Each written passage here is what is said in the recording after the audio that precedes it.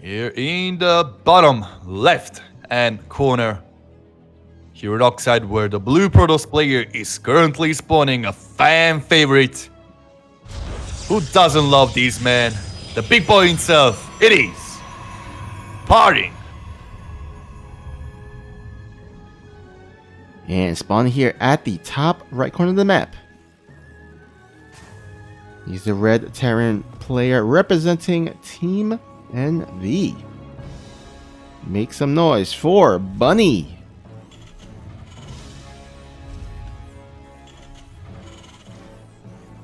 Another personal favorite, but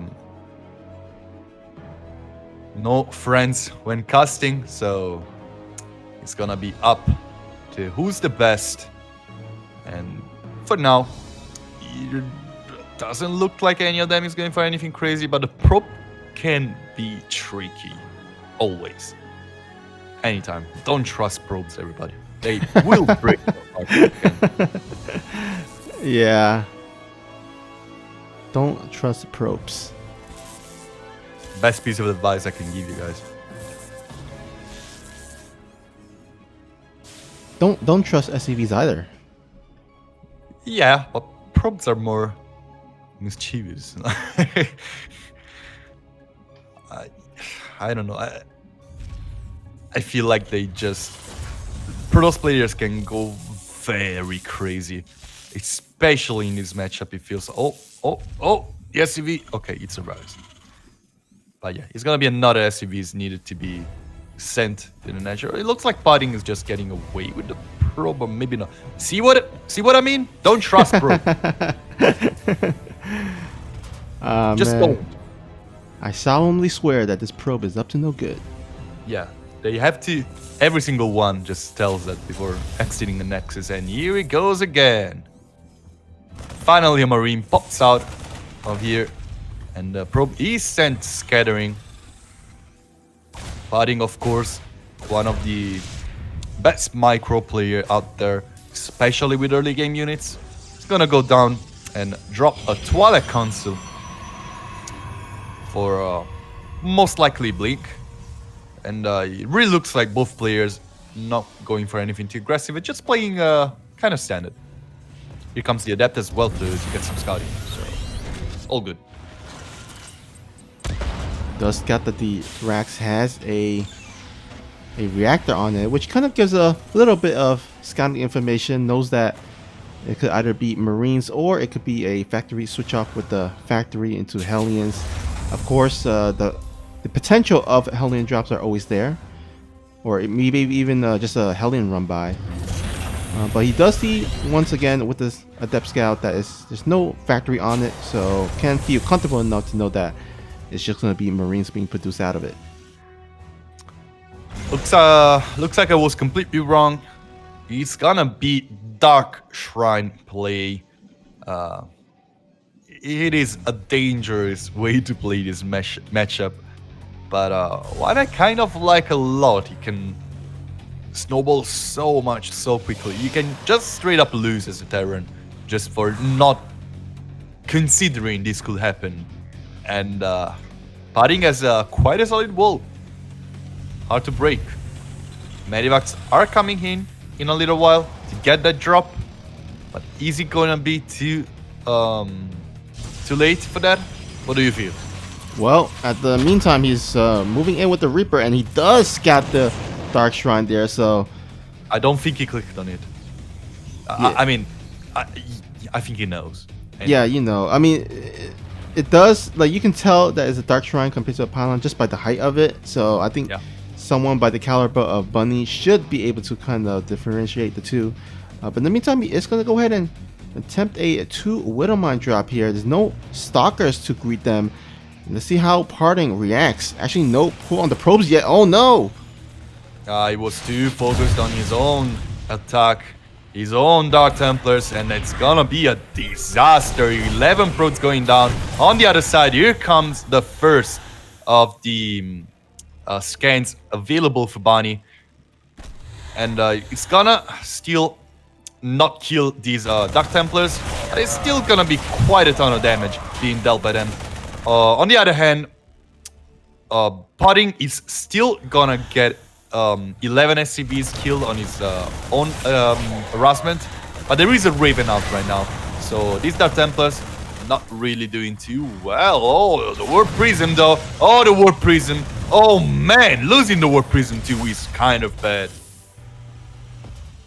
Yeah, but at least he did get 12 SCVs for losing the Warp Prism as well as the DTs. Who would you say came out on top during that trade there? Oh, it feels like anytime you're closing workers in this matchup with a Terran player, you're doing something wrong. So it feels like Bunny came out on top to me, honestly. Worker losses are very easy to go around for the Terran player compared to the Protoss player. And the play from Pudding was much, much more expensive than the one of Bunny. Yeah, and you know what? I would say just because the Pudding doesn't have a third base, doesn't have a third nexus up and running, that maybe if he did have the third nexus, it will be pretty even because he at least has the energy to kind of chrono boost out those probes, those Yep. those kind of the dead probes. But without that third nexus, it seems like Bunny does have the upper hand here. Oh, it's not going any better. It feels like this is a late pull. It's gonna only take 2 of the probes, but it was close. On the other side, Archon drop is starting to deal some damage. Archon can really... oh my god, he lost the Archon. Oh man. Oh man.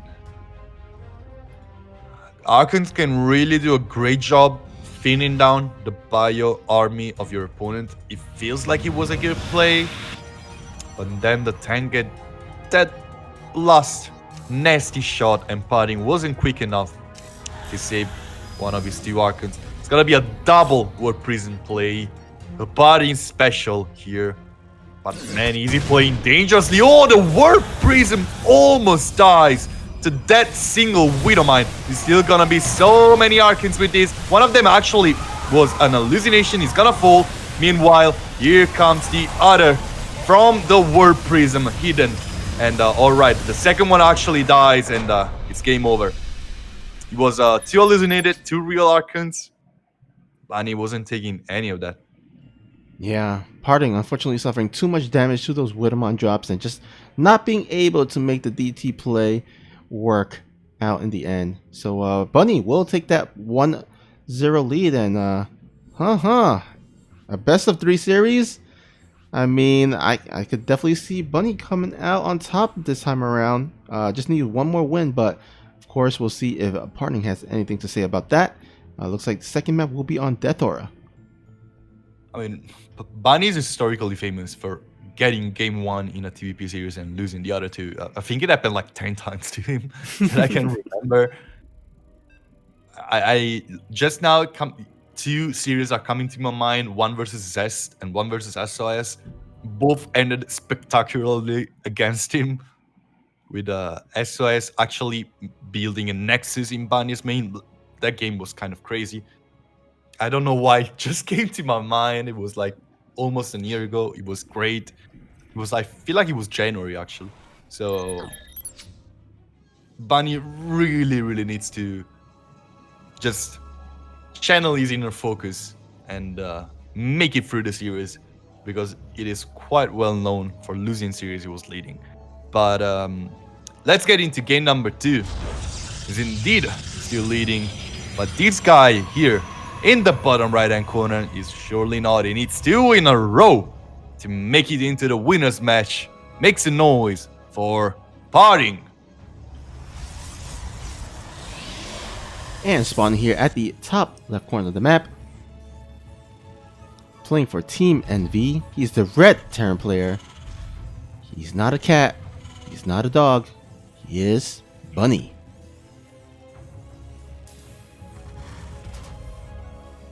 I mean, he's not a cat. And he's not a dog. Yep. Not even a bunny, but yeah.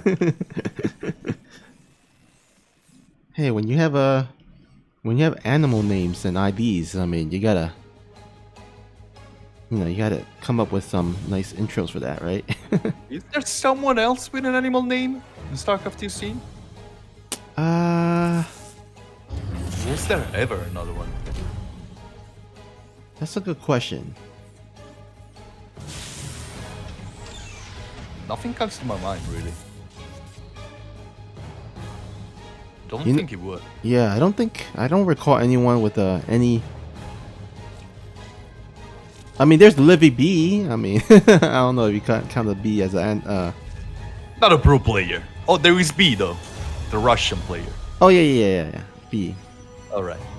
You know what? So- I want a pro player just to have the ID name Alpaca. You know. I mean, that's Miko's dream, but Can you imagine the introduction? I can imagine it in French. Oh yeah. That's how much I can imagine an interaction.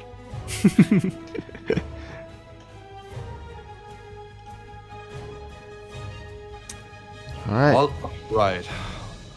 I still want to talk a little bit. I just want to ask you your opinion about last game. Do you feel like Padding was careless, or just Bunny was overall better prepared? It's a very thin line. Yeah, I feel like going for that DT build is a bit risky. You either got to do a lot of damage or you're gonna be a bit quite behind. And then on top of that, not paying attention to the minimap, not paying attention to those Widowmine drops. Of course, at the time, it's really hard because he was focused on the DT drop at the same time. But yeah, just losing so many probes, not quite getting that third base because of losing all those probes, and trying to go for this one last ditch attempt. Bunny was like on top of it. His defense was good. He did scout that there was no dirt base. He had a Hellion parked on one of the dirt bases, and also the Widowmine drop flew over the other potential dirt base. So Bunny was kind of in the know that Parting is going to be pretty much all in with the two base, and just kind of hunkered down. Had the Widowmine in place for the War Prism. Didn't quite kill it because Parting had 2 War Prisms, but in the end, Bunny just playing that out really smartly.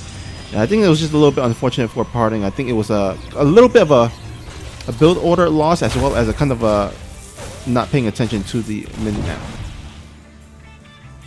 Scouting from Bunny has been crazy good throughout the series. He's gonna get a very important scouting over here in Padding side, and Padding is gonna play this very aggressively. 4 gates on his side, and that's definitely the Padding special, the blink timing. So does Bunny have enough? It's always very hard to hold this. Yeah, and he's moving out at the same time when this Widowmine drop is commencing as well. So we might see a little bit of a deja vu from last game if Parting does not pull his probes in time. Let's see if he pulls it. Oh no. Oh, big boy, you need to be careful with those probes. 15 gone down in an instant. So he's still gonna be very strong on the offense, but losing that gas income. Oh, that is very bad. Every single one of these Stalkers' life is so important, and the tank is sieged up. A bleed forward. This man is crazy, everybody, and he's gonna lose a bunch of Stalkers for his carelessness. The tank will go down. The Viking will get closer to the War Prism, but it's a dangerous line that everybody is threading in. Zealots are gonna be warped in because there is no gas to make more Stalkers. This War Prism is in high danger, but a lot of SCVs are falling to this. The Viking is gonna go down to the Stalkers, and there's another blink that can be used forward. Tank is sieging up. Padding knows better, will not blink forward. Meanwhile, the Widowmine still trying to get probes. They're gonna get just the 2, but it's not gonna be enough economy for Padding.